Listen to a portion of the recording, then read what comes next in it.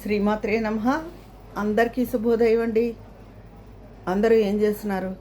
Weekend కదా, కొంచెం లీజర్గా ఉండుంటారు.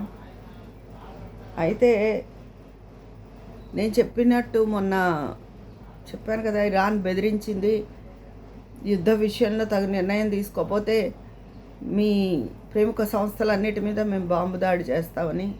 అలాగే అమెజాన్, గూగుల్, మేటా, ఒరాకిల్ దుబాయ్లో ఉన్నదానికి, తర్వాత ఐబిఎం, టెస్లా, వీటిలన్నిటి మీద బాంబు దాడి జరిపిందండి. అయితే ఒరాకిల్ లాంటి సంస్థలు అవన్నీ భారత్ వచ్చేయాలని చూస్తున్నాయి, అక్కడైతే మనకు సేఫ్గా ఉంటుందని. అది ఒక రకంగా మనకి మంచిదే, పిల్లలకు ఉద్యోగాలు వస్తాయి. కానీ ఇలా అంతంత భయంకరమైన నిర్ణయాలు తీసుకుని అంతంత బాంబు దాడి జరిపి ఇవన్నీ చేస్తున్న యుద్ధం ఎక్కడా ఆగడం లేదు. అయితే భారత్ లాంటి దేశం రాయబారం నడిపితే మాకు అభ్యంతరం లేదు, తగు నిర్ణయం తీసుకుని యుద్ధం ఆపడానికని ఇరాన్ చెప్తోంది, ఇజ్రాయెల్ కూడా.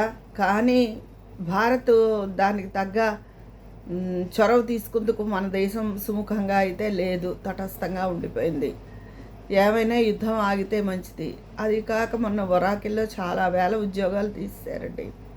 అందులో పనిచేస్తున్న ఉద్యోగస్తులు ఏమైపోతారు? మంచి మంచి చదువులు చదువుకుని పెద్ద ఉద్యోగాలు వస్తాయని ఆశపడి ఈ సంస్థల్లో చేరితే ఎప్పుడు ఉంటున్నాయో తెలియదు, ఎప్పుడు ఊడిపోతున్నాయో తెలియదు.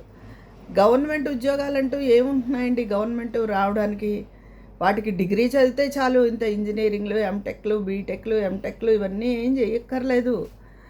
డిగ్రీ చదివి కష్టపడాలి. ఆ లైన్లో కన్నా ఇది బాగుంటుందని ఇందులో ప్రవేశిస్తున్నారు పిల్లలు.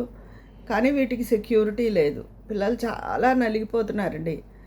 పిల్లలు పెద్దవాళ్ళని విసుక్కుంటున్నారు ఇలా అని చెప్పాను నేను. అదే పిల్లలు ఎక్కువ స్ట్రెస్తో ఉంటున్నారని చెప్పాను. పిల్లలు నిజంగా చాలా స్ట్రెస్తో ఉంటున్నారు, ఎందుకంటే వాళ్ళకి సరైన భవిష్యత్తు కనిపించడం లేదు. ఇదివరకుట్లా భార్యాభర్తలు సర్దుకుపోయి ఉండే స్థితి కాదు.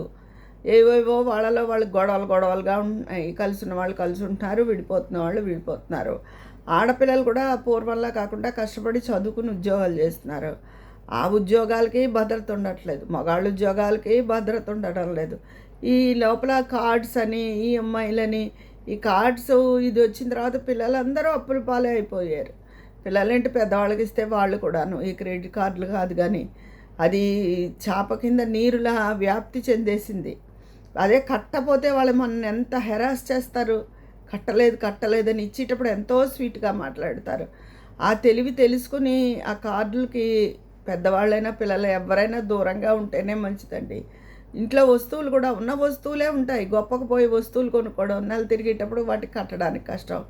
డబ్బులన్నీ వచ్చిన జీతాలన్నీ ఈఎంఐలకి, ఈ బజాజ్ కార్డ్స్కి, వీటికే సరిపోతున్నాయి. క్రెడిట్ కార్డులకి ఏదైనా ఊరు వెళ్ళాలంటే వెళ్ళచ్చు, బట్టలు కొనుక్కోవాలంటే కొనుక్కోవచ్చు. ఏమైనా చేసే కార్డు ఉందన్న భరోసాతో అన్నీ చేసిస్తారు. నెల తిరిగేటప్పటికి అవన్నీ కట్టడం అన్నది తలకు మించిన భారం అయిపోతుంది. ఈ బ్యాంకులు మన మీద ప్రేమతో ఇస్తాయి, అవి వాటి వ్యాపారం పెంచుకుందుకు ఇస్తాయి. నాకు తెలిసిన వాళ్ళకైతే కరోనా టైంలో కారు ఈఎంఐ జాగ్రత్తగా కట్టేసేవారు. కరోనా టైంలో 3-4 నెలలు కట్టలేదు. కానీ కరోనా టైంలో కొంత టైం కూడా ఇచ్చింది గవర్నమెంట్, ప్రెషర్ తేవద్దని. అయినా సరే ఒక 4 నెలలు చూసిన తర్వాత మొత్తం అంతా కలిపి వాళ్ళకి నోటీస్ పంపి కారు పట్టుకెళ్ళిపోయారు. సరే వీళ్ళు డబ్బు తీసుకుని వెళ్తే ఒక కారు మేనేజర్, బ్యాంక్ మేనేజర్ అన్నట్ట, మీరు అలా కట్టలేనప్పుడు ఎందుకు కొనుక్కున్నారు కారు అని అడిగారట. మరి అలా అడిగిన బ్యాంక్ మేనేజరు ప్రతి బ్యాంక్ ముందు టెంట్లు వేసి కార్లు అమ్ముతారు. మీరు చూసారో లేదో, చాలా కార్ల ముందు వెహికల్స్ ఉంటూ ఉంటాయి, టెంట్లు వేసి అక్కడ కొంతమంది కూర్చుని ఉంటారు స్టాఫ్. లోన్ ఇస్తాం తీసుకోండి అని చెప్పి. వీళ్ళు లోన్లు ఎందుకు ఇస్తున్నారు? వీళ్ళు లోన్లు ఇవ్వకపోతే ఆవిడ కొనుక్కోడుగా.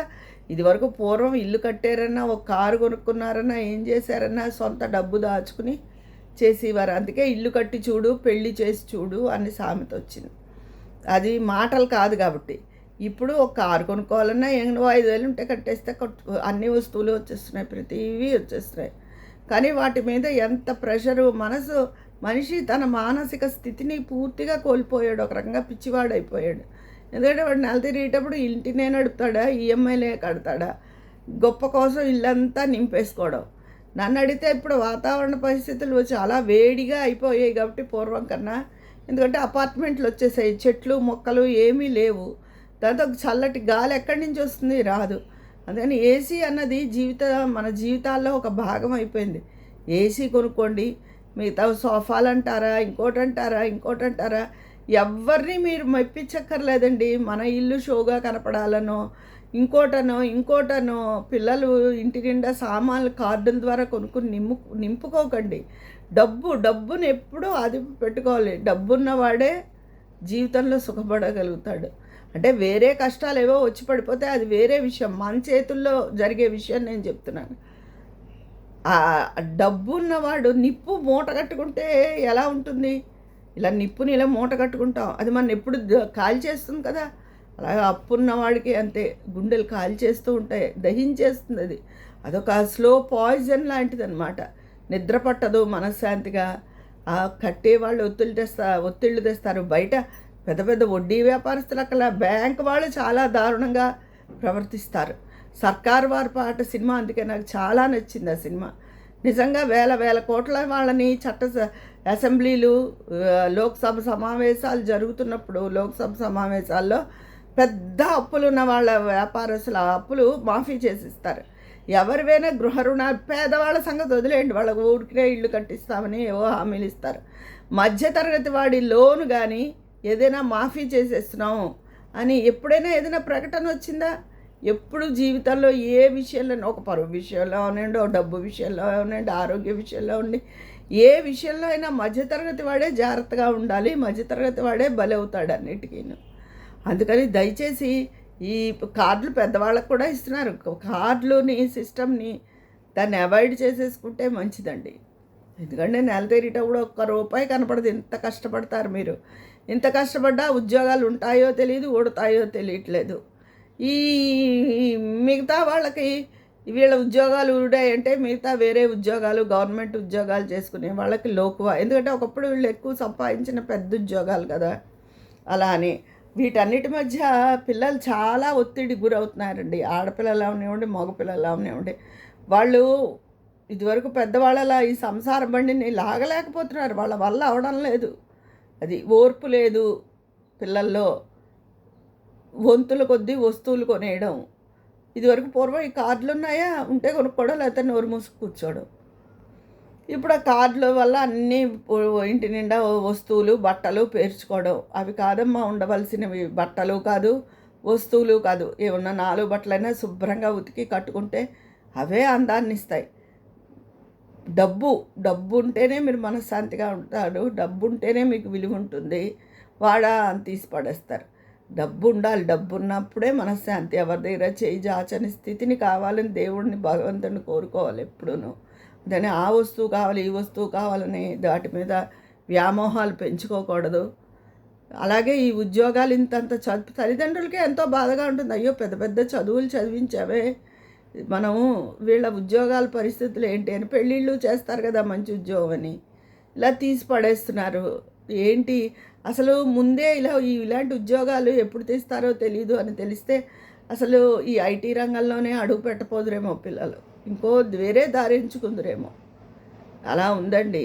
అది వ్యాపారస్తులుగా అంటే మంచి సాగే చక్కటి వ్యాపారాలు కూడా కరోనా టైంలో దెబ్బతిన్నాయి. తిరిగి నిలదొక్కుకోవాలంటే అవి కష్టమే. ఇగో ఈ యుద్ధాల వల్ల ఏం ప్రయోజనం ఉంది? ఏమీ ప్రయోజనం లేదు. యుద్ధాలు ఇప్పుడు జన నష్టం, ప్రాణ నష్టం, తర్వాత ఇవన్నీ చాలా రకరకాల రోగాలు తయారవుతాయి. ఇప్పటికే అమెరికాలో చాలా రాష్ట్రాల్లో సికాడో అనే ఒక వ్యాధి మొదలైంది. అది కరోనా కన్నా కూడా కొంచెం దారుణంగా ఉంటుంది. అంటే అప్పటికప్పుడు చచ్చిపోరు, మెల్లిగా చచ్చిపోతారు. తిరిగి 10 సార్లు రిపీట్, అదే రోగం రిపీట్ అవుతూ ఉంటుందిట. అది చాలా ప్రమాదకరమైందిట. ఇలా మన ప్రపంచ పరిస్థితి ఇలా ఉందండి. ఈ ప్రపంచ పరిస్థితిలో మనుషులు కొట్టుకు చావకుండా సంయమనంగా ప్రవర్తించి ఈ యుద్ధం ఆగిపోవాలని, అలాగే ఎప్పుడూ నువ్వు ₹1 ఖర్చు పెట్టకుండా ఉంటే నువ్వు ₹1 సంపాదించుకున్నట్టే లెక్క. డబ్బు విషయంలో చాలా జాగ్రత్తగా ఉండడం చాలా మంచిది. ఇదే నేను చెప్పేది.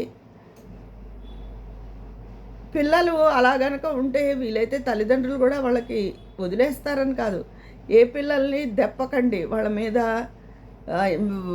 బయట ఉన్న ఒత్తిళ్ళే చాలకుండా మనం కూడా ఒత్తిళ్ళు తీసుకొచ్చామనుకోండి ఏమైపోతారు వాళ్ళు, నలిగిపోతారు. ఓ పక్క సంసారంలో వాళ్ళ బాధలు వాళ్ళకుంటాయి, ఉద్యోగరీత్యా బాధలుంటాయి. ఈ మధ్యలో ఇలా కొన్నాళ్ళు అప్పటిదాకా మంచి లైఫ్ లీడ్ చేసి ఉద్యోగ పరిస్థితులు వస్తే అది తట్టుకోవడం ఇంకా కష్టం. అందుకని పిల్లల్ని జాగ్రత్తగా చూసుకోండి అంతే. ఇలాంటి ఇప్పుడు పిల్లలకి మాట్లాడితే ఆత్మహత్యలు ఇలాంటివి ఎక్కువైపోయాయి. ఈ భారాన్ని మొయ్యలేము అని చెప్పి ఏమైనా చేస్తారు. తర్వాత ఎవరి కార్డు ఉండడం గొప్ప అనుకుంటారు చాలామంది. ఆ కార్డు ఉంటే గొప్ప, ఈ కార్డు ఉంటే గొప్ప అని. కార్డు అన్నది గొప్ప కాదు. మీ దగ్గర కార్డు లేకపోతే మీరు అదృష్టవంతుడి కింద లెక్క అంతే. ఎందుకంటే ఆ కార్డు ఉంది కదా అని చెప్పి ఏవో అనవసరమైన ఖర్చులు పెడతారు, వ్యర్థ ఖర్చులు. అది ఎక్కడికి పోతుంది, మళ్ళీ 20 రోజులు తిరిగేటప్పుడు నెల తిరగకుండా నీ నెత్తి మీదకే చుట్టుకుంటుంది. అందుకని వద్దు, అలా ఎవ్వరూ చేయకండి. డబ్బుని జాగ్రత్తగా చూసుకోండి అంతే. అందరికీ నేను చెప్పే విషయం. పెద్దవాళ్ళు కూడా పిల్లల్ని తరచూ వాళ్ళు విన్నా వినపోయినా వాళ్ళు విసుక్కున్నా ఏం చేసినా కన్నందుకు మన బాధ్యత. వాళ్ళని మోటివేట్ చేస్తూ ఉండండి, వీలైనంత వరకు చెప్తూ ఉండండి. వాళ్ళు విసుక్కుంటారు, వాళ్ళు నెమ్మదిగా ఏమీ వినేయరు, కానీ చెప్పడం మన బాధ్యత. చెప్పండి. అందరూ యుద్ధం ఆగిపోవాలని కోరుకోండి. యుద్ధం అన్నది ఏ దేశానికి మంచిది కాదు. ఎక్కడో జరుగుతోందని అనుకోకూడదు. ఎప్పుడు అది తిరిగి ఎక్కడికి వస్తుందో తెలియదు. అందుకని అందరూ పిల్లల్ని జాగ్రత్తగా మోటివేట్ చేసుకుంటూ ఉండండి. యుద్ధం ఆగిపోవాలని కోరుకోండి. నా దృష్టిలో ఏ కార్డులు లేని వాళ్ళు చాలా అదృష్టవంతులు. అందుకని ఎవడు కార్డుల కోసం వెంపర్లాడకండి. వాళ్ళు 10 సార్లు ఫోన్ చేస్తారు, మీరు ఎలిజిబుల్ అయ్యారండి, కార్డు వస్తుందండి అని. నాకే ఫోన్ చేస్తూ ఉంటుంది ఒక లేడీ అస్తమాను. మేము హెచ్డిఎఫ్సి బ్యాంక్ నుంచి మాట్లాడుతున్నాం, మీరు క్రెడిట్ కార్డుకి ఎలిజిబుల్ అయ్యారు అని. ఎప్పటి నుంచో చాలా ఏళ్ల నుంచి చాలా అమ్మాని పెట్టేస్తూ ఉంటారు. అలాగా వాళ్ళ వ్యాపారార్థం వాళ్ళు అలా అంటారు. అదే ఒక్కసారి మనం కట్టపోతే నానాహింస చుక్కలు చూపిస్తారు వాళ్ళు. సర్కారు పాట సినిమాలో చూపించింది అదే. మధ్యతరగతి వాడు ఏవి తీసుకోకూడదు. వాడు లోన్ తీసుకుని ఇల్లు కట్టుకోకూడదు, లోన్ తీసుకుని ఏ పని చేయకూడదు అసలు. అది మధ్యతరగతి వాడు అన్నది. ఈ లోన్లు ఇది లేకపోతే బ్యాంకులు చాలా అసలు డౌనే అయిపోతాయి. గొప్ప వాళ్ళతోనే బ్యాంక్ నడవదు. దేశ ఆర్థిక వ్యవస్థ సరైన ట్యాక్స్ కట్టేవాడు, ఏదైనా ఈఎంఐలు సరిగ్గా కట్టేవాడు, అన్నీ ఎప్పుడు మధ్యతరగతి వాడే. అలాంటి మధ్యతరగతి వాడిని జాగ్రత్తగా చూసుకోవాల్సిన బాధ్యత కూడా ప్రభుత్వానికి ఉంది. కానీ ప్రభుత్వం ఎప్పుడు గొప్ప వాళ్ళకి అనుకూలమైన పెద్ద పెద్ద బడా వ్యాపారస్తులకు అనుకూలంగా చేస్తుంది. వాళ్ళ ఓట్ల కోసం పేదవాళ్ళకి జాగ్రత్తగా అన్నీ ఇల్లు కట్టించేస్తుంది, అన్నీ చేసేస్తుంది. అంతేగాని మధ్యతరగతి వాడిని పట్టించుకోంది ప్రభుత్వం. అందుకని మనమే జాగ్రత్తగా ఉండాలి. ఎవరి అవసరము లేకుండా మనమే. చెప్తున్నానుగా, ₹1 ఖర్చు చేయకుండా ఉంటే ₹1 మనకి అకౌంట్లో పడ్డట్టే లెక్క. ఈ కార్డుల ఉచ్చులో చిక్కకండి. గవర్నమెంటు బ్యాంకులు వేసే మాయా వలలు, కార్డు తీసుకోండి అని వచ్చే పదే ఫోన్లకి లొంగిపోకండి. పిల్లలు, మీ అందరికీ నేను చెప్తున్నాను ఒక తల్లిగా. అందుకని అందరూ జాగ్రత్తగా ఉండండి.